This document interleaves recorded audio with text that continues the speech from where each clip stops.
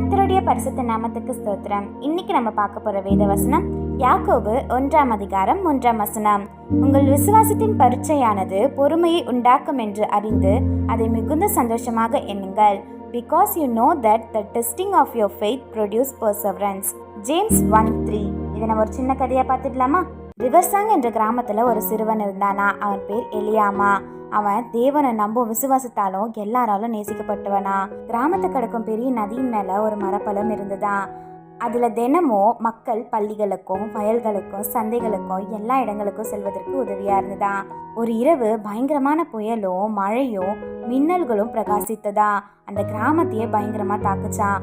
அடுத்த நாள் காலையில மக்கள் நதிக்கரைக்கு ஓடி வந்தாங்களா. அவர்கள் பார்த்ததும் மனசுடைந்து போனாங்களா. ஏன்னா மரப்பாலம் முறிந்து விழுந்து நதியில் ஓடிக்கொண்டிருந்ததா. பாலம் இல்லாம குழந்தைகள் பள்ளிக்கு செல்ல முடியாது, வயலுக்கும் யாரும் செல்ல முடியாது, முதியவர்கள் மருத்துவரிடம் போக முடியாது. எல்லாருமே என்ன செய்ய போறோம் தெரியல அப்படின்னு சொல்லிட்டு இருந்தாங்களா.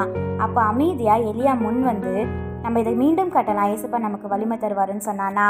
எல்லாருமே சந்தேகத்தோட பார்த்தாங்களா. நீ இன்னும் குழந்தைதான், இந்த வேலை ரொம்பவே கஷ்டமானது, இந்த நதி ரொம்பவே பெருசு, இதோட வேகம் ரொம்பவே அதிகமா இருக்கும்னு சொல்லிட்டு சொன்னாங்களா. ஆனா எலியாம் சண்டை போடாம அவன் விசுவாசித்து சொன்னானா, ஏசப்பா என் கூட இருந்தா சிறிய கைகளும் வலிமையா இருக்கும்னு சொல்லிட்டு சொன்னானா.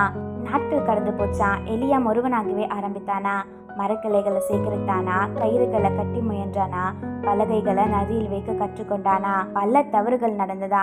அவன் கால் வழுக்கி விழுந்தானா, கைகளில் கொப்பளம் வந்ததா, நதி பலகைகளை ஓட விட்டதா. ஒவ்வொரு தோல்வியும் அவன் விசுவாசத்தையும் பொறுமையும் சோதித்ததா. ஆனா ஒவ்வொரு சோதனையும் அவனை இன்னும் வலிமையாகவே மாற்றியதா. ஒரு முறை விழுந்த இடத்துல அவன் மீண்டும் உறுதியா நின்றானா. பலவீனமா கட்டிய முடிச்ச இன்னும் வலிமையா கட்ட கற்றுக்கொண்டானா. நதியால மோதுனா அவன் இருதயம் இன்னும் திடமாகச்சான். எலியாவின் துணிச்சலால கிராமத்தார் எல்லாருமே அவனோட சேர்ந்தாங்களா. காலத்தை தினமும் சிறிது சிறிதா கட்ட தொடங்கினாங்களா. சில வாரங்களுக்கு பிறகு ஒரு புதிய வலிமையான பாலம் நதிக்கு மேல் எழுந்ததா. அது முன்பதை விட ரொம்பவே உறுதியா இருந்ததா. கிராமத்தார் சந்தோஷமா கத்துனாங்களா. ஏசப்பாக்கு நன்றி சொன்னாங்களா. அவங்க எலியாம பெருமையோட பார்த்தாங்களா. எலியாம் மெதுவா சொன்னானா, சோதனைகள் நம்மள நொறுக்கல, நம்ம பொறுமையுள்ளவர்களாக மாற்றியதுன்னு சொன்னானா. எல்லாருமே அப்பதான் உணர்ந்தாங்களா, விசுவாசம் சோதனையில் தான் வலிமையாகிறதுன்னு. இதே போல நமக்கு வரும் கஷ்டங்கள் எல்லாமே நம்மளை உடைக்கிறதுக்காக கிடையாது. அவை எல்லாமே பொறுமையுடனோ வலிமையுடனோ விசுவாசத்துடனோ நம்மள மேன்மேலும் உயர்த்தி கொண்டே இருக்கும். ஆமேன்.